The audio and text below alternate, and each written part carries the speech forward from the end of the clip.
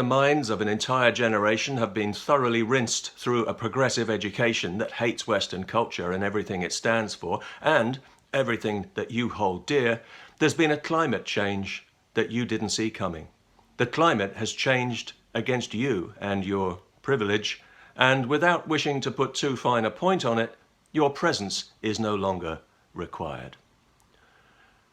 The best way to destroy the foundations of a society is to teach its young people not to respect them.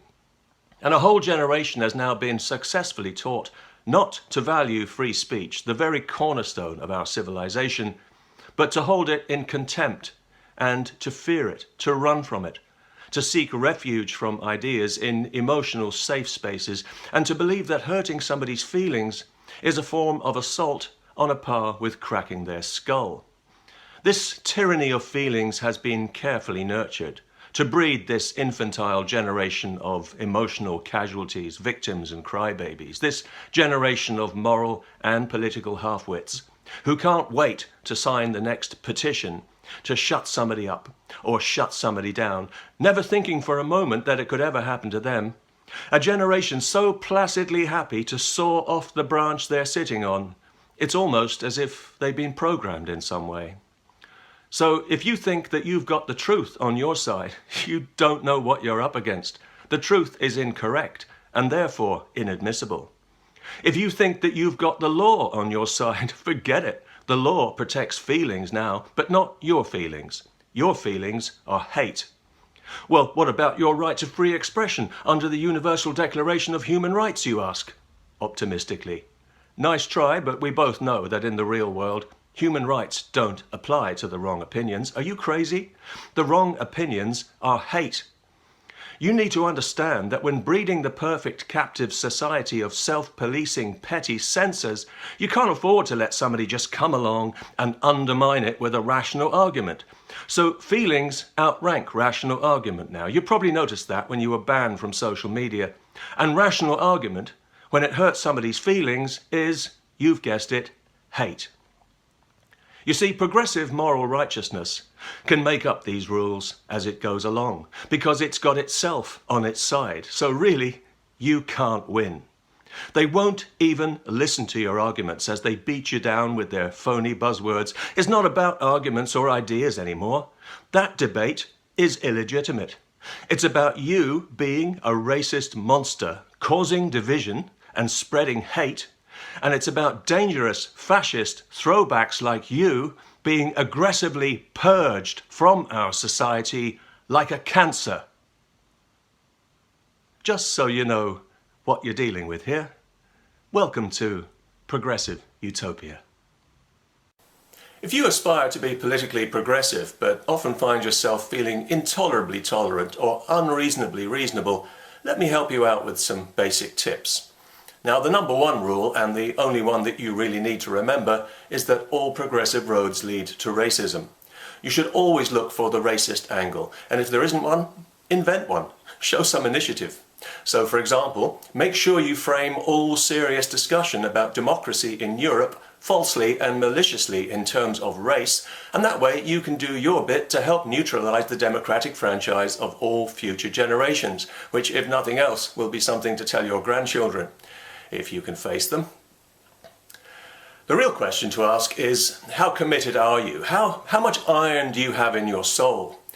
To be truly progressive requires a crisp enthusiasm for severe moral judgment that inevitably appeals to the kind of inadequate yet self-consciously superior mentality that thinks it knows best for everyone. Is this you? Do you feel an overwhelming urge to censor the thoughts and opinions of others, to police the language as if you own it, and to make ordinary decent people feel that they need to apologize for their opinions when you know in your heart that it's you who should be apologizing for your shameless double standards? For example, as a progressive, you will of course be scrupulously non-judgmental about other cultures, however depraved and disgusting their practices may be, but being a natural hypocrite, you'll be very judgmental indeed about your own culture, which you despise because you despise yourself, and to be fair, with good reason. On the rare occasions when you can't blame a social or political problem on Western imperialism or racism, however hard you try, for example, when organised gangs of Pakistani Muslims systematically rape and abuse thousands of children over many years because a bunch of progressives in authority allowed them to, then it's nobody's fault. Above all, we mustn't rock the cultural boat. It's more inclusive to let people blow holes in the boat and pretend it isn't happening. So don't trouble yourself in the slightest that women's rights are now negotiable in our society, because we've got so much respect for the cultural difference misogyny represents. As long as it's the correct culture, obviously, and that's usually determined by skin colour, to avoid being racist. You see, the very last thing you can afford as a progressive is to be seen as a racist. In fact, so important is it that it's perfectly okay to be a racist in order not to be seen as a racist by other progressive racists. Also, as a progressive, you are, of course, innately authoritarian, but from a sheltered and cowardly perspective, which makes you a natural banhammer. So you should always be signing self-righteous petitions to get somebody banned or to shut somebody up because you're afraid of their opinions.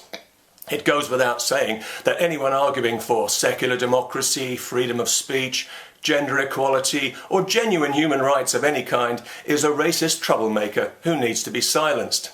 You'll find hysterical denunciation is the ideal tool for this purpose. Keep it sharp and keep it handy, because you will need it if you're serious about imposing the correct opinions on people. It's particularly useful in tandem with the word racist, of course. So if somebody is arguing for dangerous ideas like democracy or free speech, which, let's face it, are responsible for all the bad things in this world, you can quickly put a stop to it by throwing in the word racist to stigmatise them, to poison their argument, and to discourage people from listening to what they're actually saying. It's a wonderful way to muddy things up and create prejudice against somebody before they've opened their mouth. And of course it saves you the trouble of having to listen to their infuriatingly sane and sensible arguments, which is always a bonus for any progressive. Also, you'll be happy to know that the apparent mindless straitjacket rigidity of political correctness is curiously liberating, as it transcends any need to think in terms of right and wrong, which is a subject that can be quite taxing if you apply yourself to it. But as a progressive, you don't need to worry about that. You're above right and wrong in the way that a Muslim hate preacher is above the law. So you can devote more of your time to misrepresenting the truth if it's incorrect, slandering those who speak it, and poisoning people's minds against it in the way that your mind has been poisoned. Take what you've been given and pay it forward. And remember, when you're imposing tolerance and respect on people, there's no need to actually show them any. Just keep throwing mud until it sticks, because you're up to your neck in double standards here. So you need to be extra vigilant against unwelcome opinion, which in your position can be more than inconvenient, as if that wasn't outrageous enough. It can be downright threatening. So anyone attempting to stir up healthy, rational debate should always be swiftly marginalised and crushed in a spirit of reconciliation and healing. And if your conscience troubles you, just remind yourself that you're doing the wrong thing for the correct reason, and you'll be fine. Now, if you're a true progressive, you get all this. You live and breathe this stuff every day.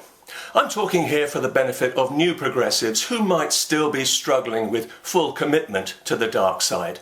And I can see why some of you might be wavering. This stuff might seem counterintuitive to you. Some of it might seem downright evil. But don't let yourself be emotionally blackmailed by those imposters, right and wrong.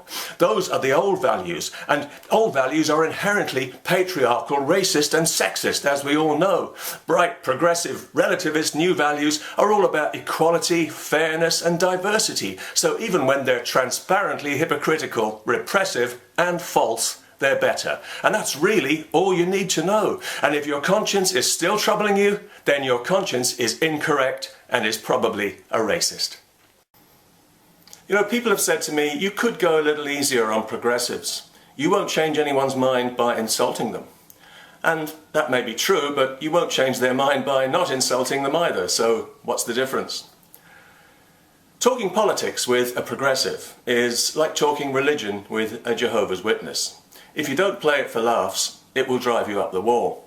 Because progressives only hear what they want to hear and what they are determined to hear, regardless of what is actually being said. however clearly and unambiguously you argue for secularism or democracy or free speech or any other civilized value, progressives will hear prejudice, hatred, xenophobia and racism, especially racism, because it's what they need to hear. Otherwise, they'd have to address the arguments and expose their shameless double standards. This way, they can simply attack your character, which is, of course, what they always do. And these people shouldn't be insulted. What else is there? If you want to insult a progressive, and frankly, I've yet to meet anyone outside the progressive bubble who doesn't, then you probably know already that a good way to do it is to tell them the truth when the truth is incorrect. It really is the ultimate affront. And obviously the more incorrect, the better. That's if you feel like a bit of sport, because often they'll struggle even to process the information. So childishly committed are progressives to believing what they think should be the truth, but isn't and never will be.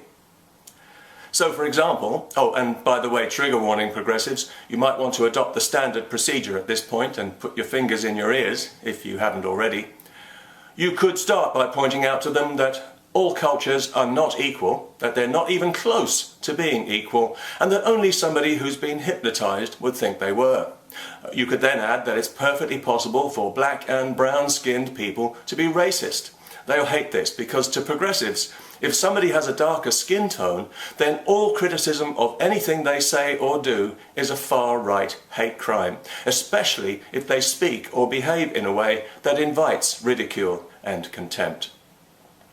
Another good way to get the progressive dander up is to tell them that nobody has the right to censor anyone else's opinion, however hurt their feelings might be.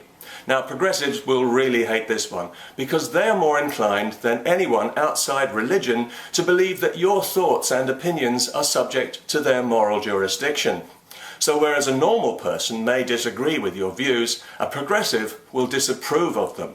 And for progressives, it's never enough to simply disapprove of a thing. It must be banned. You must be silenced. And when you're not silenced, it really does seem to annoy them. So it's always worth rubbing it in whenever you can.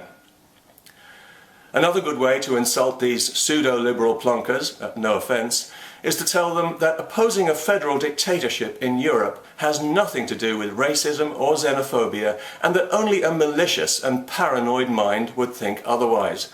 That should get their malicious and paranoid minds in the highest of dudgeon. But if you really want to get these self-righteous half-wits apoplectic with fury, then simply point to the Middle East and tell them that the so-called Palestinian problem is self-created and driven entirely by crude Arab, Muslim, Jew hatred as mandated by Scripture.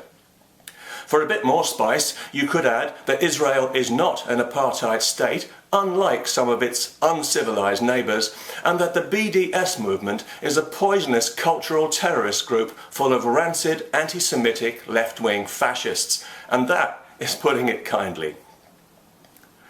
Of course, with the religion of special needs, anything you say can potentially insult progressives, as blaming Islam for anything at all is out of the question. However, since Islam is so clearly to blame for so much, this creates the kind of cognitive dissonance in progressives that we typically associate with religious believers. When reality can't be squared with dogma, they somehow end up believing both and seeing no contradiction. So progressives can see very well that Islam is a massive problem in the West, but it can't be, so it isn't. Tra-la-la-la-la. It's such an unfortunate mental condition, it's hard not to sympathise, but luckily not impossible. So you could start by telling them bluntly that Islam is unwelcome in the West because Muslims have made it unwelcome and because progressive PC dipshits like them have helped them do it. You could add that Islam is a serious threat to everyone's freedom, especially if they're female or Jewish or gay, and that it has brought absolutely nothing of value to Western society. All it has done is take and complain and cause trouble, and it has made us less tolerant, less civilized, less safe, and less free. And that if our society is to survive with its core values intact, freedom of speech, freedom of identity, and lots of other essential, healthy, civilized freedoms, then Islam needs to be vigorously and specifically legislated out of all public influence in all Western countries permanently.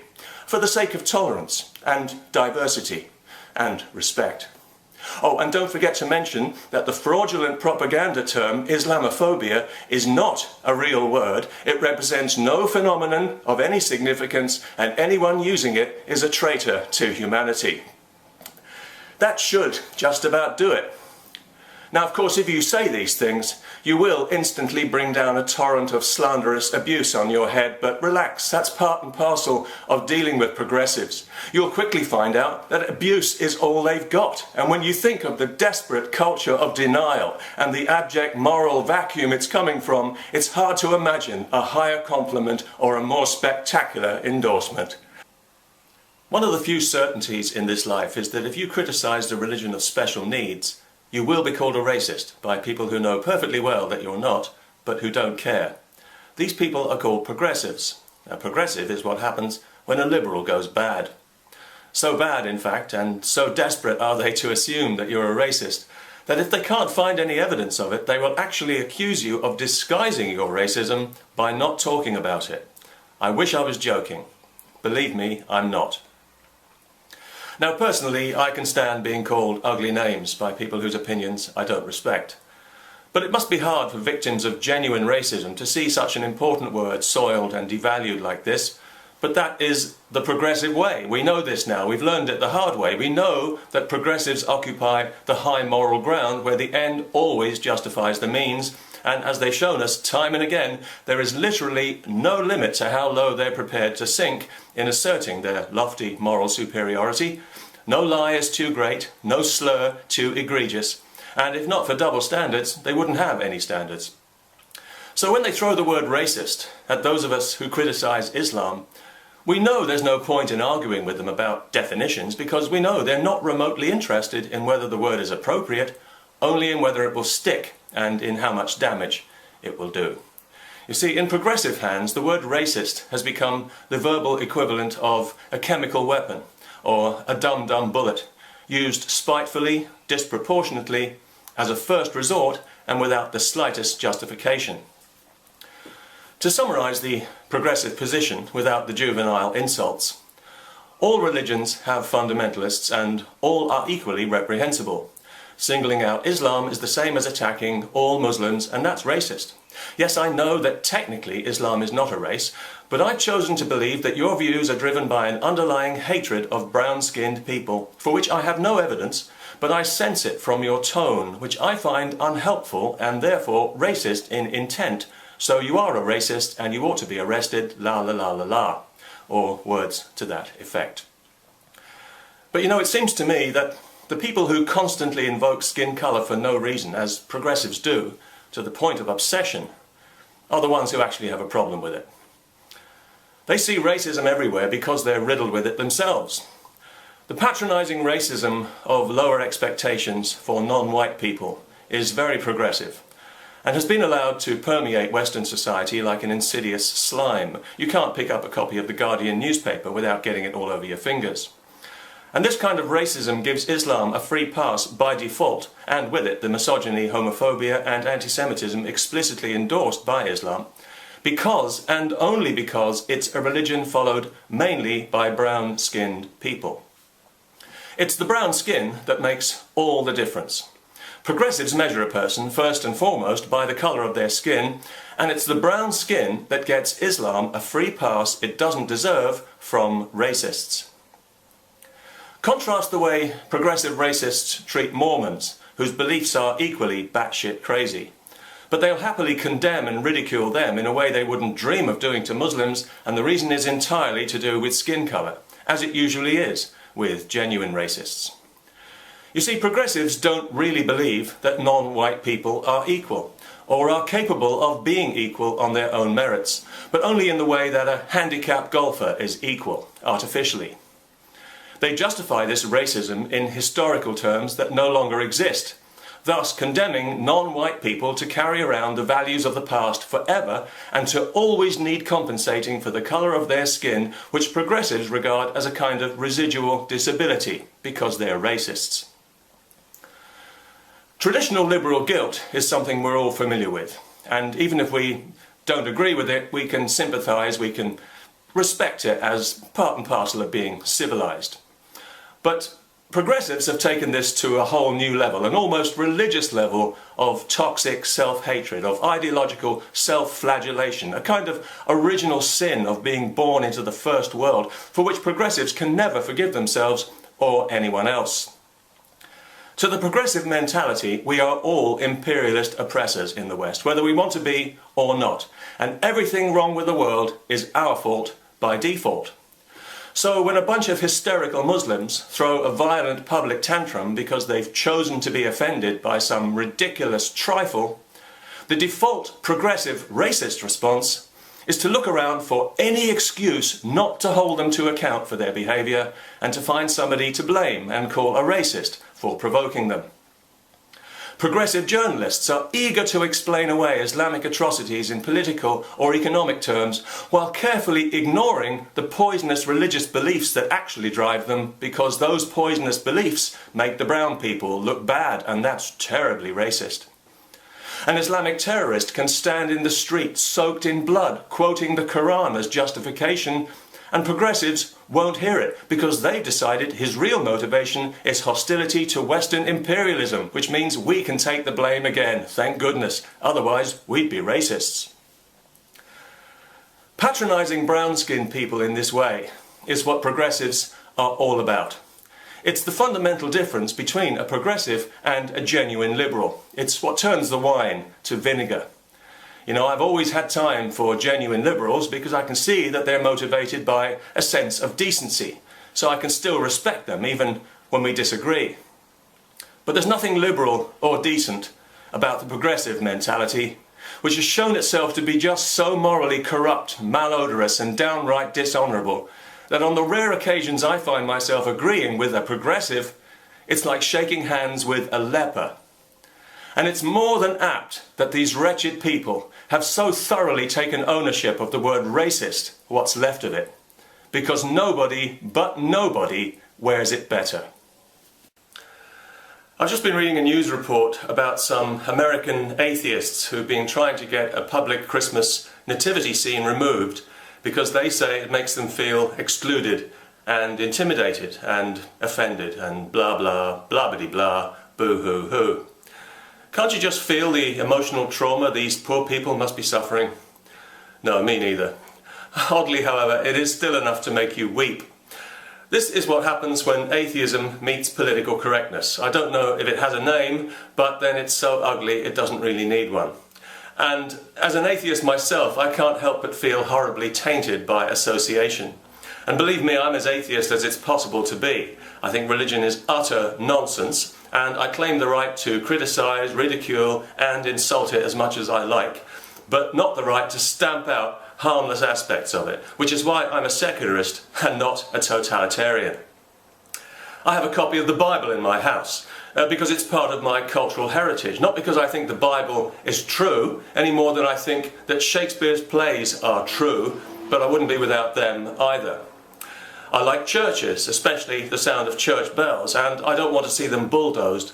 But I do want to see the power of the church, not only bulldozed, but ground into a fine dust and buried in the deepest part of the deepest ocean on the furthest planet it's possible to find. Religion needs to be kept in check when it tries to step on people or when it tries to elbow its way into their lives uninvited. The Nativity doesn't do this. It doesn't even come close.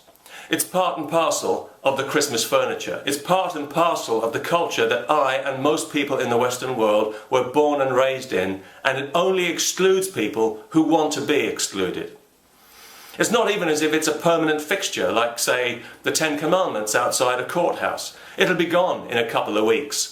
And yes, we all know that the story itself is ridiculous. The entire tableau is utterly balmy and worthy of open mockery and ridicule. But to claim that it sends a message of intimidation and exclusion and therefore must be banned is both infantile and sinister, and it simply isn't true.